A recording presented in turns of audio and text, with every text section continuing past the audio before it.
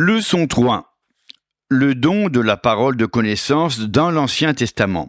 Écriture, 1 Roi 19, versets 2 à 4, verset 14, 18, 2 Rois 5, versets 25 et 26, 2 Rois 6, versets 9 à 12, 1 Samuel 9, versets 3, 4, 6, 19 et 20, 1 Samuel 10, versets 21 à 23.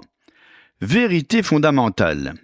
La parole de connaissance réconforte ceux qui sont découragés et réjouit le cœur des fidèles. Elle permet de retrouver des biens égarés, de vaincre l'ennemi et de glorifier le Seigneur Jésus-Christ. Nous voyons la manifestation surnaturelle des dons spirituels sous l'Ancienne Alliance comme sous la Nouvelle. En effet, tous les dons s'exerçaient sous l'Ancienne Alliance, à l'exception des langues et de leur interprétation. Nous expliquerons pourquoi lors de l'étude de ces dernières. Les dons de l'Esprit se sont manifestés pour la première fois dans le Nouveau Testament sous le ministère de Jésus. Mais ce n'est que le jour de la Pentecôte que les langues et leur interprétation se sont mises à opérer. La parole de connaissance éclaire un serviteur découragé. 1 Roi 19, versets 2 à 4, verset 14, 18. Jézabel envoya un messager à Élie pour lui dire « Que les dieux me traitent dans toute leur rigueur, si demain, à 7 heures, je ne fais de ta vie ce que tu as fait de la vie de chacun d'eux. » Élie, voyant cela, se leva et s'en alla pour sauver sa vie.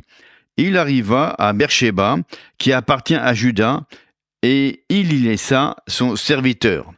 Pour lui, il alla dans le désert où, après une journée de marche, il s'assit sous un genêt et demanda la mort en disant « C'est assez, maintenant, Éternel, prends mon âme, car je ne suis pas meilleur que mes pères. » Il répondit « J'ai déployé mon zèle pour l'Éternel, le Dieu des armées, car les enfants d'Israël ont abandonné ton alliance.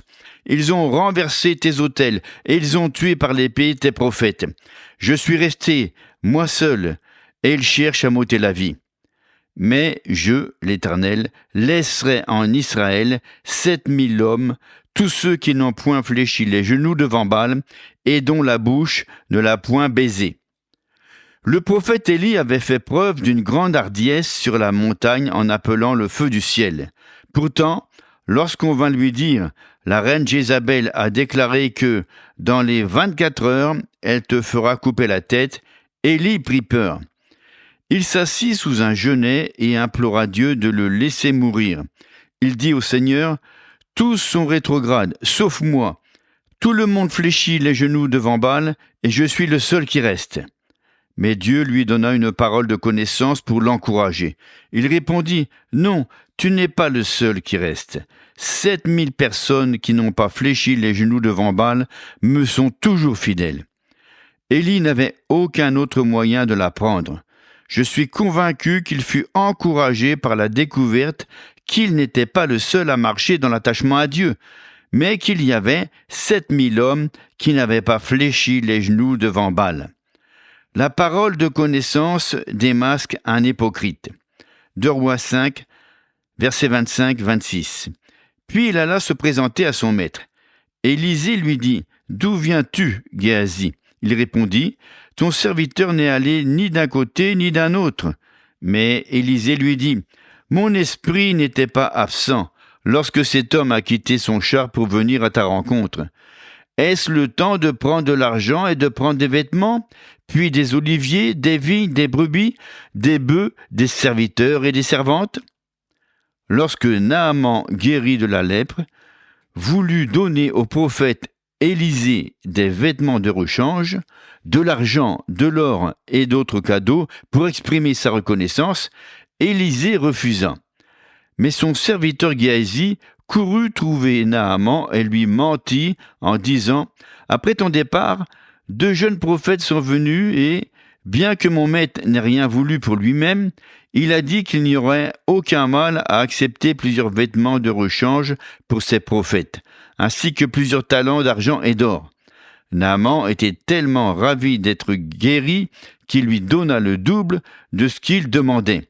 Et Géasi partit cacher tous ses dons, parce qu'il était voleur aussi bien que menteur. Quand Géasi rentra, Élisée lui demanda d'où il venait.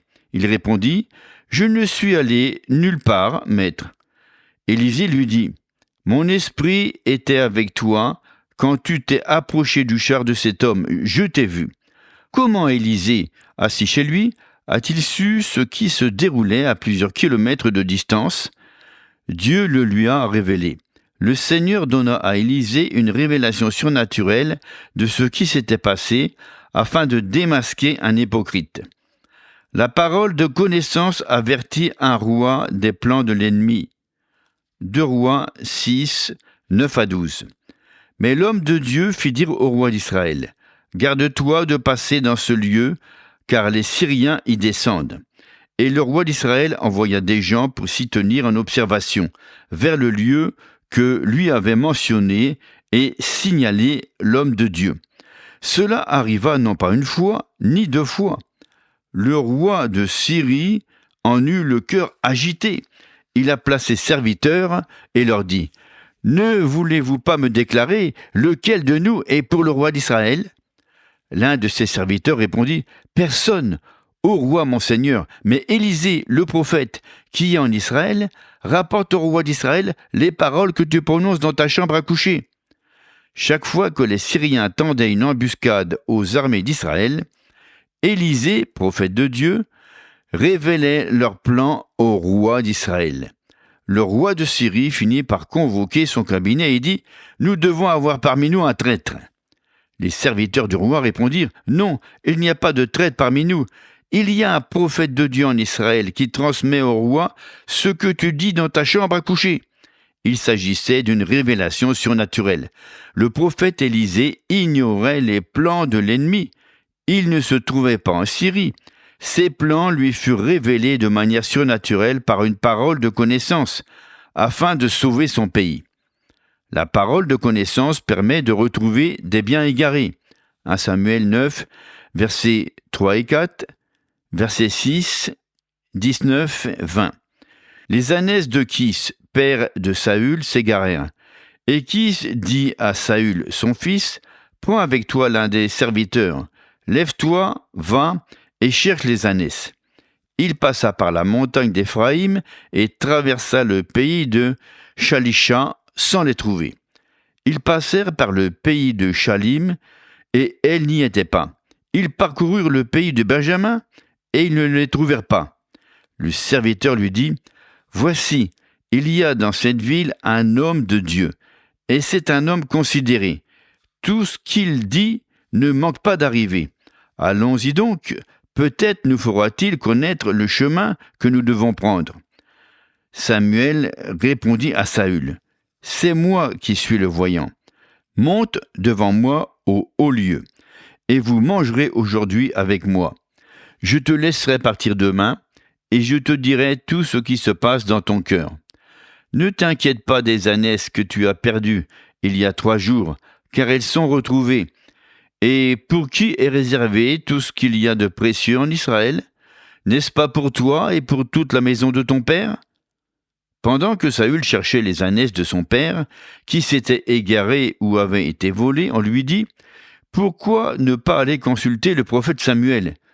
Il saurait où aller. » Bien entendu, Samuel ne savait que ce que Dieu lui révélait, car s'il avait été omniscient, il aurait été omnipotent aussi. Lorsque Saül le consulta à propos des ânesses, Samuel lui répondit, « Elles sont déjà retrouvées. » La parole de connaissance sert à dépister un homme qui se cachait. 1 Samuel 10, versets 20 à 23. Samuel fit approcher toutes les tribus d'Israël, et la tribu de Benjamin fut désignée. Il fit approcher la tribu de Benjamin par famille, et la famille de Matri fut désignée. Puis Saül, fils de Kis, fut désigné. On le chercha, mais on ne le trouva point. On consulta de nouveau l'Éternel. « Y a-t-il encore un homme qui soit venu ici ?» Et l'Éternel dit, « Voici, il est caché vers les bagages. » On courut le tirer de là, et il se présenta au milieu du peuple. Il les dépassait tous de la tête. Samuel avait déjà oint Saül pour qu'il soit roi d'Israël. Mais, quand vint le moment de tirer au sort, Saül se cacha parmi les bagages. N'ayant pu le trouver, on consulta l'Éternel au lieu de faire une battue générale. C'était le moyen le plus rapide, car Dieu savait exactement où se cachait Saül. L'Éternel donna des directives précises par une parole de connaissance, et Saül fut découvert. La parole de connaissance révèle des faits. Elle peut également dévoiler la maladie ou la possession de démons. N'oubliez pas que la révélation apportée par une parole de connaissance ne concerne jamais l'avenir, mais le présent ou le passé. Par contre, la parole de sagesse concerne l'avenir, y compris les projets et desseins de Dieu. La manifestation de la parole de connaissance console ceux qui sont découragés et réjouit le cœur des fidèles. Elle permet de retrouver des biens égarés, de vaincre l'ennemi et de glorifier le Seigneur Jésus-Christ. Texte à apprendre par cœur. En effet, à l'un est donné par l'Esprit une parole de sagesse, à un autre une parole de connaissance, selon le même Esprit. 1 Corinthiens 12, verset 8. Pensez à vous abonner et à partager avec vos amis le chapitre de ce livre sur les dons du Saint-Esprit.